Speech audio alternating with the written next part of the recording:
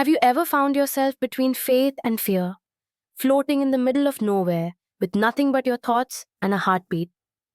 This is the story of Aarav, a young boy whose life was divided by an ocean. Not just the physical one, but the kind that exists between belief and doubt, between the known and the unknowable. Aarav was born in Pondicherry, a small coastal town in India. His father ran a zoo on the edge of the city, a bustling, noisy place filled with parrots that mimicked visitors, monkeys that staged their own mini revolutions, and tigers that stared with ancient wisdom in their golden eyes. The zoo was Aarav's world. He didn't just visit it, he lived inside it, in a small cottage nestled behind the elephant enclosure. From the time he could walk, Aarav was captivated by the creatures. He spent hours watching the slow, patient blink of a crocodile or the chaotic playfulness of the otters. He learned more about instincts, survival, and trust from animals than from any school textbook. But Aarav wasn't just a boy of science. He was also a seeker. He believed in stories, mythologies, prayers, and the unseen truths behind silent glances. He explored Hinduism at his temple, Christianity at a local church, and Islam at a nearby mosque. Not for rebellion, but because he saw something beautiful in all three. Why not love God in every way he reveals himself? He once asked a baffled priest. Life was simple, peaceful, and rich in colors, until everything changed. One day, Aarav's father received news that the zoo would have to shut down. The government had reclaimed the land. With no other choice, the family decided to move to Canada, taking along some of the animals to sell to foreign zoos and support themselves in their new life. They boarded a Japanese cargo ship. The sea was calm. The crew was courteous but distant. Aarav didn't mind. He had his animals, his books, and the endless sky to watch. But then, one night, a storm came. Savage, furious, and blinding. The ship groaned under the weight of nature's rage. Metal screamed, waves towered like giants, and chaos unfolded in a matter of minutes. Aarav was thrown from his bed, his ears full of thunder and cries. Before he could reach his family, he was swept away, by water or fate he never knew. When he regained consciousness, the ship was gone. All that remained was a lifeboat bobbing on the endless ocean, and Aarav, soaking, alone, and trembling. Or so he thought. As the sun rose and the waves quieted, Aarav noticed movement at the other end of the boat. A pair of eyes, yellow and watchful, stared back at him. A Bengal tiger. Aarav blinked. His heart pounded. The tiger blinked back. And so began the true test, not just of survival, but of spirit. The tiger's name was Raka. Aarav remembered him from the zoo. Young, strong, and wild, but not cruel. Still, in a lifeboat floating on the endless sea, even a familiar tiger is a terrifying companion. Aarav froze, unsure whether to scream, jump, or stay perfectly still. But Raka did nothing. He simply lay there, exhausted and breathing heavily, as if the storm had humbled even his instincts. Aarav slowly crawled to the far edge of the boat. There were no oars, no compass, no sign of land, just sky above, water below, and a tiger in between. And yet, somehow, he was alive. His first lesson came quickly. Fear keeps you alert. Hope keeps you human. He needed both. He rummaged through a storage box built into the boat's bench. Inside were emergency supplies, water packets, dry biscuits, a flare gun, a few tools, and an illustrated manual for surviving at sea. Aarav read it 3 times by noon. He wasn't sure if he would survive, but he wanted to try smart. The boat was designed for 20 people. That meant space, shade, and some balance. But sharing it with a tiger meant building boundaries. Fast. Using ropes, a tarpaulin, and a couple of floating life vests, Aarav crafted a small raft attached to the lifeboat. It was barely stable, but it gave him a space to sleep and think while staying away from Raka. He named his floating extension the nest. Every night he lay there under the stars, his skin salty from sea spray, listening to the low breathing of the tiger a few feet away. The days were long. The sun burned.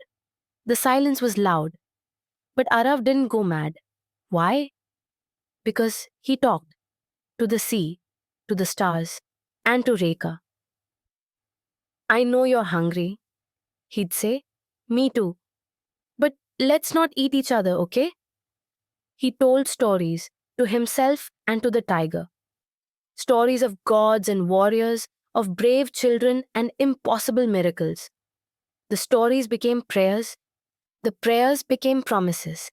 The promises became purpose. Days turned into weeks. Sometimes flying fish leapt onto the boat. Sometimes rain came and Aarav gathered water with a sheet. One time, a bird landed on the raft and Aarav whispered, "Thank you," before using it to feed himself and Raka. Because, yes, he fed the tiger. Not every day, not out of friendship, but out of survival. He knew if Raka starved, the beast inside would wake, and it wouldn't care who he had shared a boat with. So, Aarav rationed, shared, feared, adapted. In Raka's eyes, he saw no hate, only hunger, pain, and confusion. A mirror of his own heart. Was Raka more than a tiger? A symbol, perhaps, of nature's power, or a test of faith? Aarav didn't know. But every morning that Raka didn't attack was a silent agreement, a contract without words.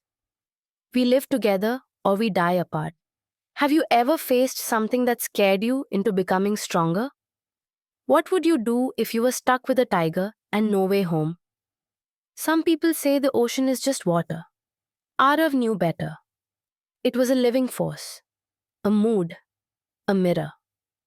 There were days the sea was gentle, like a mother rocking a cradle. On those days, Aarav dared to hope. He cleaned his raft, organized supplies, even tried to train Raka, not like a circus animal, but through ritual and respect. He would tap the side of the boat 3 times before feeding him, speak in a calm tone, never show fear. But then there were days the ocean roared, waves like mountains, winds that slapped like whips. Those nights, Aarav held on to the boat's edge, praying to all the gods he had ever believed in. One storm nearly ended everything. It came without warning. The sky darkened like spilled ink, and lightning stabbed the waves. Aarav's raft split apart. He barely clung to the lifeboat, screaming through the chaos. He saw Raka roaring at the sky, not in anger, but defiance. A living flame refusing to be put out. By morning, everything was soaked, and half of the supplies were gone. Aarav was bruised, hungry, and shaking. But he was alive. He had survived another test. That morning, as he sat shivering beside Raka, too tired to care about danger, he whispered, "Why us? Why are we still here?" Raka didn't answer. But in his slow, heavy breathing, there was something peaceful, almost like a lullaby. Aarav began keeping track of days by scratching lines into the inside of the boat with a fishbone. Days became weeks. Weeks slipped into a blur. Time no longer felt like time. It felt like floating. But the mind needs meaning. So Aarav created patterns. He sang old lullabies his mother used to hum while watering the garden. He recited prayers aloud in 3 languages. He told Raka stories of gods and heroes and endings that always found hope. One evening, after catching a turtle and cooking a small piece of meat for himself over a solar-heated pan, he looked at the tiger and said, "You know what, Raka? Maybe you're not here to kill me. Maybe you're here to keep me alive." In some strange way, he was right. Because the tiger gave him a reason to stay sharp, to be alert, to fight the laziness of despair. In caring for a beast that could destroy him, he had found the discipline to survive. But something else changed too. Something deeper. Aarav stopped fearing death, not because he wanted to die, but because he realized something. The body can suffer, but the soul floats. Like the boat, it stays above the worst of the waves. And in that strange, drifting world, Aarav found peace. Have you ever discovered strength in a place you thought was weakness? Can fear ever be your greatest teacher?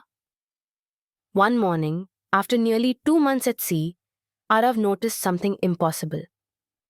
Green. Not a reflection, not a mirage. Real, vivid green, far in the distance. He rubbed his eyes, blinked again. It was there. A patch of land floating on the horizon. With every ounce of energy, he guided the boat toward it. As the shore neared, details emerged. Low trees with thick leaves, pools of fresh water, and hundreds of meerkats scurrying over the surface. Yes, meerkats. On an island in the middle of the ocean. The boat touched the shore. Aarav stepped onto the soft earth, collapsing like a child into the grass. Raka followed slowly, sniffing the strange land. The tiger did not growl, did not roar. He simply walked away, as if drawn to the trees. Aarav drank from a freshwater pool, ate fruit, and let the sun warm his skin. That night, he lay on the island, staring at stars through a canopy of branches, tears rolling down his cheeks. He had survived, or so he thought. But the island was not what it seemed. The meerkats were not afraid of humans or tigers. They wandered without concern. And the trees, though lush, had an odd smell. Sour, almost bitter. The next morning, Aarav found something disturbing. Near the base of a tree, buried under the soil, was a small pile of bones. Animal bones, possibly human bones. That night, the island changed. The trees seemed to breathe. The pools turned acidic. He dropped a fish into the water and it sizzled like oil in a pan. The land, which had offered peace, now whispered danger. Aarav watched as Raka retreated to the boat, eyes wary. Even the fearless tiger sensed something was wrong. "This place is not a gift," Aarav muttered. "It's a trap." He understood then. Survival wasn't just about food and water. It was also about knowing when to leave comfort behind. He spent one last night on the island, then prepared the boat again. He stored fruit, water, and a few vines for rope. Before pushing off, he whispered a prayer. Not in fear, but in gratitude. "Thank you for the rest, but I'm not ready to die here." Raka climbed aboard, and the boat left the island behind. Have you ever been tempted by comfort, even when it didn't feel right? What would you choose? Safe illusion or painful truth? The sea changed after they left the island, not in color or shape, but in spirit. It no longer felt like an enemy, nor did it feel like a friend. It became still, like a witness. As if the ocean, having tested Aarav's heart, was now simply waiting to see what he would do next. Aarav grew thinner. His clothes were rags. His voice was hoarse from salt and sun. But his mind? His mind was sharper than ever. He spoke less to Raka now and more to the sky. "Is this it?" he'd whisper at dawn. "Am I closer to the end? Or just drifting in circles?" Each day he watched the sun rise and fall, measured shadows with his fingers, counted clouds like travelers passing by. One morning, something broke the horizon. A shape. A boat? A rock? A trick of the light? He blinked. It was land, real land. A long flat coast stretching into the distance. Palm trees, huts, civilization. He barely had time to cry. His tears were dry, but his soul wept with relief.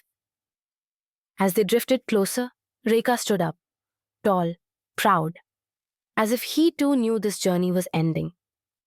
The boat scraped against sand. Aarav collapsed into the shallow surf. Locals rushed toward him, wide-eyed, speaking a language he couldn't understand, wrapping him in cloth, giving him water, lifting him away from the wreckage. And Reka? He stepped off the boat, looked back at Aarav one last time, eyes glowing not with hunger, but with something gentler. Then he turned and vanished into the jungle.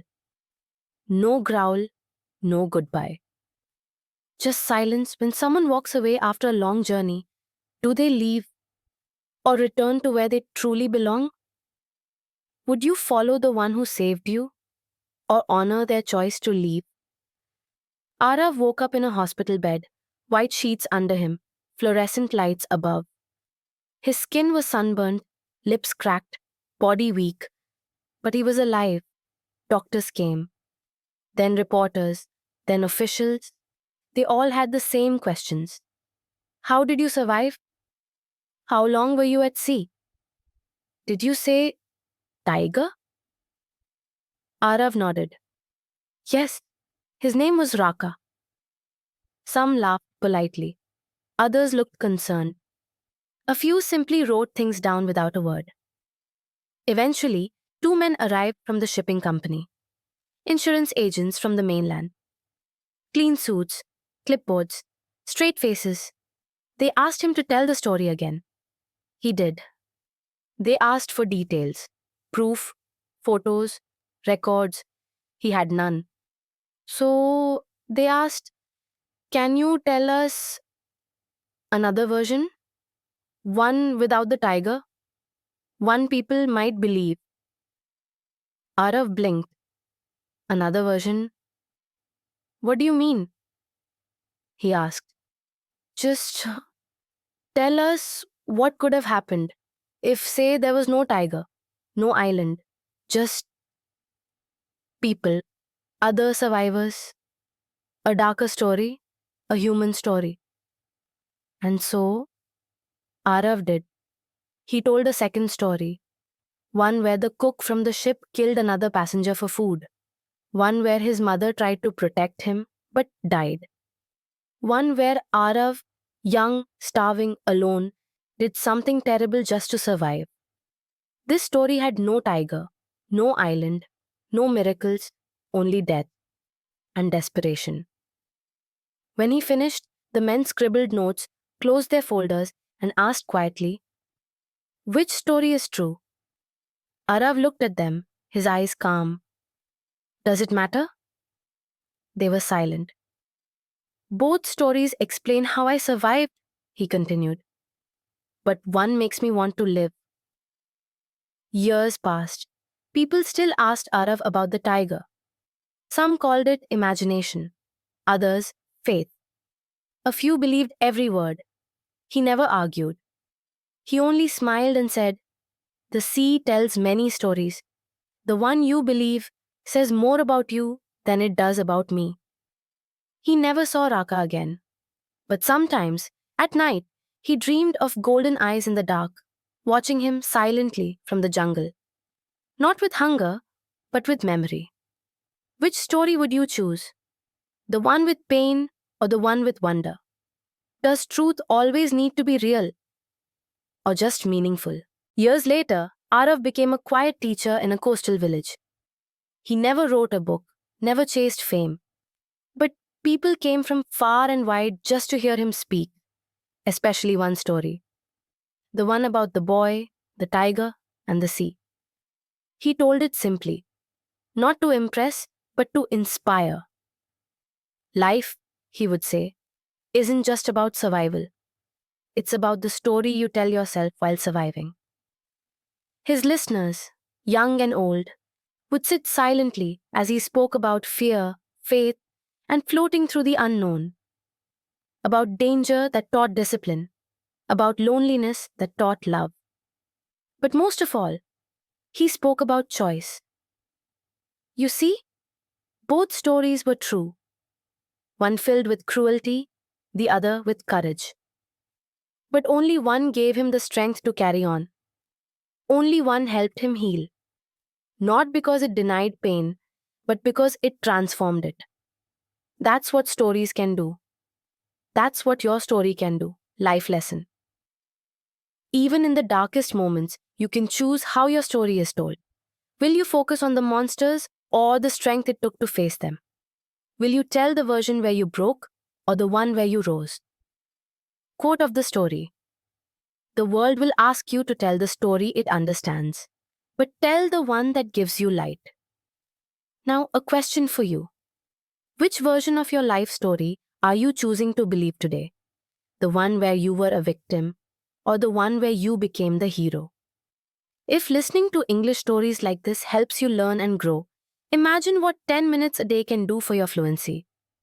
Learn English not just with grammar, but with emotion, courage, and meaningful stories. Share your thoughts in the comments.